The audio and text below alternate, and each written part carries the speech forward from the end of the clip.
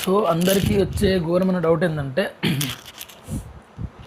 తిన్న తర్వాత వెంటనే ఫుడ్ డైజెస్ట్ కావడానికి ఇంకేమైనా ఆసనాలు ఉన్నాయా అంటే నా సైడ్ నుంచి అంటే తిన్న తర్వాత వెంటనే మీరు ఒక 15 to 20 minutes ఇట్లా వజ్రాసనంలో కూర్చుంటే మాత్రం మీకు సర్క్యులేషన్ పెరిగి మీకు డైజెస్ట్ తొందరగా అయ్యే అవకాశాలు ఎక్కువ ఉన్నాయి.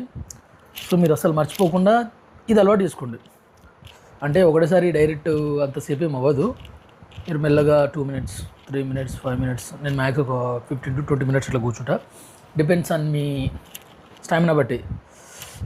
ఒక్కొక్కసారి కాలు తిమ్మిరెక్కినట్టు అనిపిస్తుంది, బట్ మెల్లగా అలవాటు చేసుకోండి.